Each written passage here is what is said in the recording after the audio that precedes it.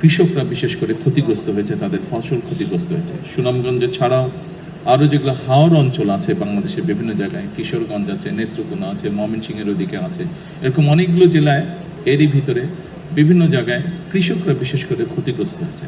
শহরগুলো তো আছে। কিছুদিন আগে আপনারা দেখেছিলেন চট্টগ্রামের কিছু নিউজ এসেছিল, যদিও সেটার মধ্যে পরে আমরা দেখেছি পুরোপুরি সত্যতা ছিল না। যাই হোক, আমরা দেখেছি অতিবৃষ্টির কারণে জলবদ্ধতা। এই সকল বিষয়কে বিবেচনা করে এর আগে সবচেয়ে প্রথমে খুব সম্ভবত সচিব সাহেব উনি সিলেট সিটি কর্পোরেশনের নাগরিকদের পানির চাহিদা পূরণ করতে গিয়ে একটি কথা বলেছেন যে পরিমাণ চাহিদা প্রতিদিনের পানি, তার অধিকাংশটাই আন্ডারগ্রাউন্ড থেকে ওনারা তুলছেন এই পানিটা, অর্থাৎ আন্ডারগ্রাউন্ড ওয়াটার লেভেল যেটা আছে সেটা ধীরে ধীরে নিচে নেমে যাচ্ছে, অল্প অংশই ওনারা নদী থেকে আনতে পারছেন। এই সকল কিছু বিষয় মাথার মধ্যে রেখে বিবেচনা করে আমরা তখন বলেছিলাম যে খাল খনন একটি কর্মসূচি আমরা দিয়েছিলাম সারা দেশে। এই কর্মসূচির কথা বলেছিলাম এবং সরকার গঠনের সাথে সাথে আমরা এই কর্মসূচিটাকে শুরু করেছি। এই কর্মসূচির লক্ষ্য বা উদ্দেশ্য কিন্তু এই সমস্যাগুলোকে অ্যাড্রেস করার জন্য। আন্ডারগ্রাউন্ড ওয়াটার লেভেল যেটা আছে সেটা শুধু সিলেট সিটি কর্পোরেশনে নয়, এই সমস্যা ঢাকাতেও আছে, এই সমস্যা অন্য অনেক শহরগুলোতেই আমাদের আছে। আমাদের জন্য যেটি একটি বড় সমস্যা হচ্ছে, যেভাবে আমরা মাটির নিচে যে পানি আছে এটিকে যে টেনে তুলছি, এছাড়াও কৃষিকার্যের জন্য একই কাজ আমরা করছি, এটি ধীরে ধীরে একটি ভয়াবহ অবস্থার দিকে নিয়ে যাচ্ছে পুরো পরিস্থিতিকে।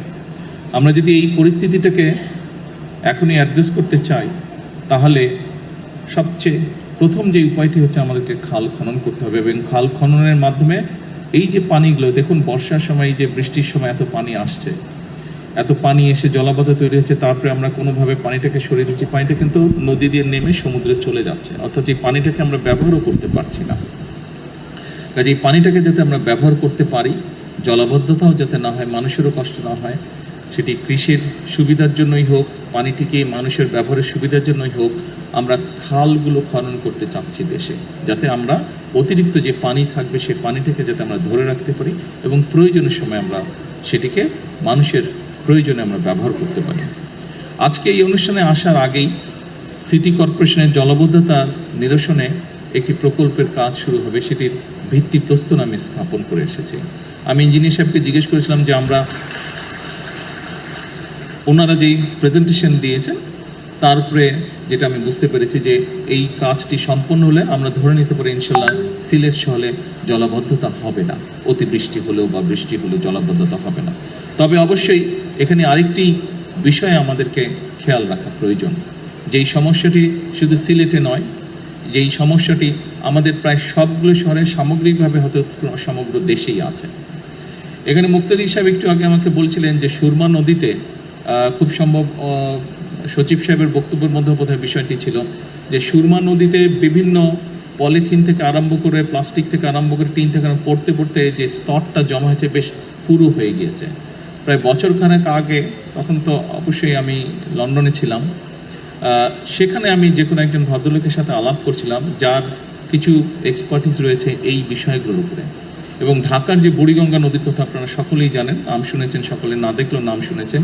সেই বুড়িগঙ্গা নদীতে ওনাদের বক্তব্য অনুযায়ী প্রায় 2 মিটার মানে 5-6 ফিটের মতন প্রায় স্তর জমে গেছে নিচে, এত স্তর জমে গেছে ময়লা জমে জমে। এই বিষয়টি কম বেশি প্রায় সবগুলো বাংলাদেশের শহরের ক্ষেত্রেই প্রযোজ্য এবং এই বিষয়টিকে যদি আমরা এখনই অ্যাড্রেস করা না ধরি তাহলে একটা সমস্যার মধ্যে পড়তে হবে। বুড়িগঙ্গা নদীর পানি অসম্ভব রকম বিষাক্ত হয়ে গিয়েছে।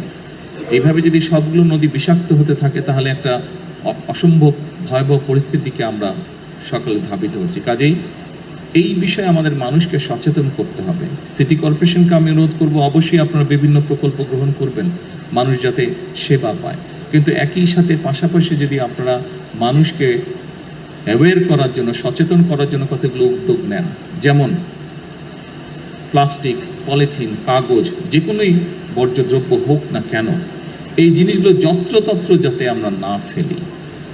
এইটি যদি আপনারা বিশেষ করে যতগুলো সিটি কর্পোরেশনের ভেতরে স্কুল আছে, ছোট ছোট বাচ্চা, বিশেষ করে প্রাইমারি স্কুল, হাই স্কুল, এই বাচ্চাদেরকে যদি এই জিনিসগুলো শেখানো ধরেন, কারণ হয় কি বড়রা শিখলেও কিছু শুনলেও সহজে শিখতে চায় না।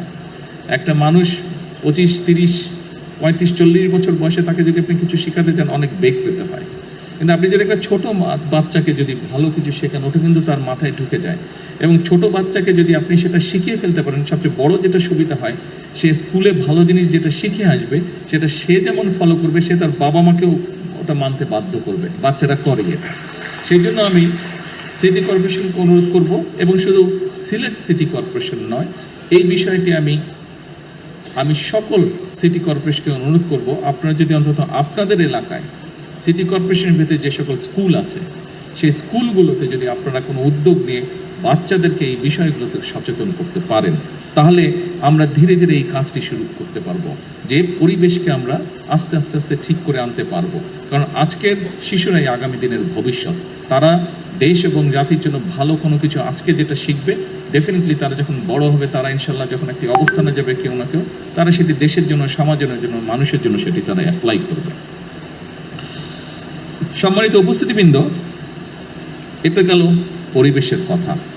আসুন স্বাভাবিকভাবেই এখানে আপনারা যারা বসবাস করেন, বিভিন্ন সময় আপনাদেরকে দেশের বিভিন্ন জায়গায় কাজের জন্য যেতে হয়। নির্বাচনের সময় যখন আমি এসেছিলাম, আমি প্লেনে এসেছিলাম, কিন্তু যাবার সময় আমি বাই রোড গিয়েছিলাম নির্বাচনী জনসভা করতে করতে, এবং সেদিন আমি বলেছিলাম যে সিলেট থেকে লন্ডন যেতে খুব সম্ভব 9-9.5 ঘন্টা সময় লাগে, কিন্তু বাই রোড যাবার অবস্থা, রাস্তার অবস্থা এতই খারাপ, ঢাকা সিলেট অবস্থা, যে মনে হয় প্রায় 10 ঘন্টা সময় লেগে যায়। এবং সেদিন বলেছিলাম যে আমরা সরকার গঠন করতে সক্ষম হলে ইনশাল্লাহ আমরা এই কাজটিতে হাত দেবো যাতে এটা দ্রুত হয়। সরকার গঠন করার পরে এই দায়িত্বে যে মন্ত্রণালয় আছে আমি তাদের সাথে কথা বলেছি।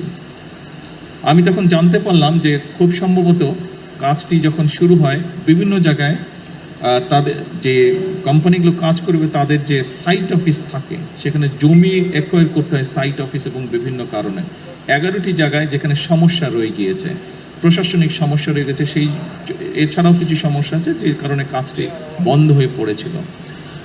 সংশ্লিষ্ট মন্ত্রণালয় উদ্যোগ নিয়েছে, আমি আশা করছি ইনশাল্লাহ দ্রুততম সময়ে আমরা এই কাজটি শুরু করতে পারবো, রাস্তার কাজ আমরা শুরু করতে পারবো। সময় লাগবে, তবে কাজটি শুরু করলে ইনশাল্লাহ শেষটা এক সময় হবে, এবং আগামী কয়েক বছরের মধ্যে আমরা এটা ইনশাল্লাহ শেষ করতে পারবো। এবং তার ফলে যেটা হবে, মানুষের যাতায়াতে, ঢাকা টু সিলেট, সিলেট টু ঢাকা যাতায়াত, বাই রোড যাতায়াতের এত কষ্ট মানুষকে ইনশাল্লাহ ভোগ করতে হবে না। সম্মানিত উপস্থিতিবৃন্দ,